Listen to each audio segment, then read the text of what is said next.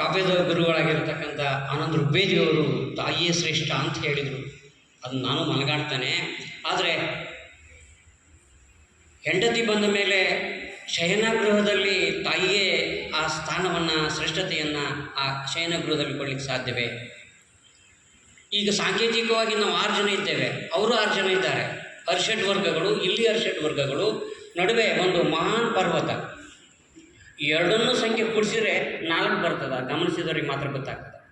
ಈ 4 ಗೋಡೆಗಳನ್ನು ಬೆಳಗ್ತಕ್ಕಂಥದ್ದು ಮೊದಲು ತಾಯಿಯಾಗಿದ್ದರೂ ಕೂಡ ಅಕ್ಕವರು ಹೇಳಿದಂತೆ ಪರಿಪೂರ್ಣತೆಗೆ ತೆಗೆದುಕೊಳ್ತಕ್ಕಂಥದ್ದು ಯಾವುದಪ್ಪ ಅಂತಂದರೆ ಹೆಂಡತಿ ಅಂತೇಳಿ ನಾನು ಕಲಿಸ್ಕೊಳ್ತೇನೆ. ಏಕೆಂದರೆ ನಾನು ಮದುವೆ ಆದಾಗ ನನ್ನ ಅಪರಿಚಿತ ಮಹಿಳೆ ನನ್ನ ಎಡಭಾಗಕ್ಕೆ ಕೂತಿರ್ತಕ್ಕಂಥದ್ದು. ಹಾಗೆಯೇ ಆ ತಾಯಿ ಸ್ಥಾನದಲ್ಲಿರ್ತಕ್ಕಂಥರ ಜೊತೆಗೆ ನಾವೆಲ್ಲಿ ಕೂತಿದ್ದೇವೆ, ನಾವು ಎಡ ಸ್ಥಾನದಲ್ಲಿ ಕೂತಿದ್ದೇವೆ. ಇದನ್ನು ನಾವು ಗಮನಿಸಬೇಕು. ಸಾಕ್ರಟೀಸ್ ಒಂದು ಮಾತು ಹೇಳ್ತಾನೆ, ನಾನು ತತ್ವಜ್ಞಾನಿ ಆದದ್ದು ನನ್ನ ಹೆಂಡತಿಯಿಂದ ಅಂತ ಹೇಳ್ತಾನೆ. ಆಗಲೇ ಅಲ್ಲಿ ಗುಣ ಅವಗುಣಗಳು ಏನೇ ಇರಲಿ, ಹೆಂಡತಿ ಅನ್ನೋ ಪದವನ್ನು ಅಷ್ಟೇ ನಾವು ಬಳಕೆ ತೆಗೆದುಕೊಳ್ಳೋಣ ಅಂತೇಳಿ ನಮ್ಮ ಶಿವಯೋಗಿ ಸರ್ ಕೂಡ ಹೇಳಿದರು.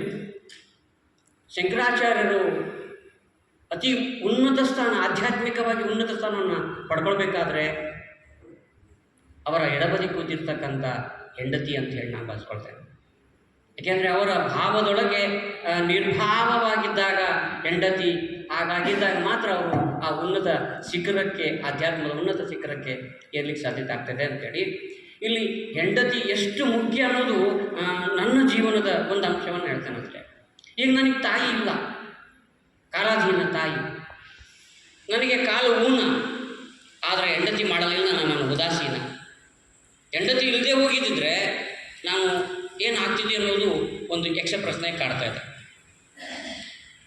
ಯಾವುದೇ ಸಮಾಜದಲ್ಲಿ ಕಲ್ಯಾಣ ಕಾರ್ಯಗಳು ಆಗಬೇಕಾದ್ರೆ ಅಲ್ಲಿ ಹೆಂಡತಿಯ ಸ್ಥಾನ ಅತಿ ಮುಖ್ಯವಾಗಿರ್ತದೆ.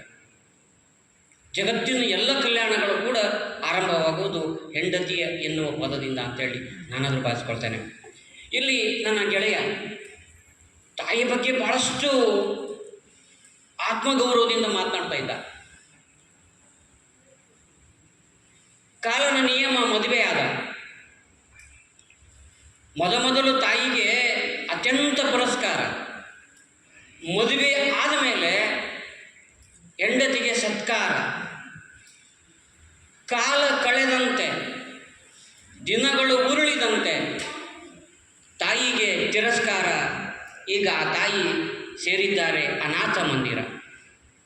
ಇವತ್ತು ಜಗತ್ತಿನಲ್ಲಿ ಅಥವಾ ನಮ್ಮ ವಾಸ್ತವಿಕ ಪ್ರಪಂಚದಲ್ಲಿ ನಾವು ನೋಡ್ತಾ ಇರೋದು ಅನಾಥಾಶ್ರಮಗಳಲ್ಲಿ ತಾಯರಿದ್ದಾರೆ ಹೊರತು ಹೆಂಡತಿಯರಿಲ್ಲ.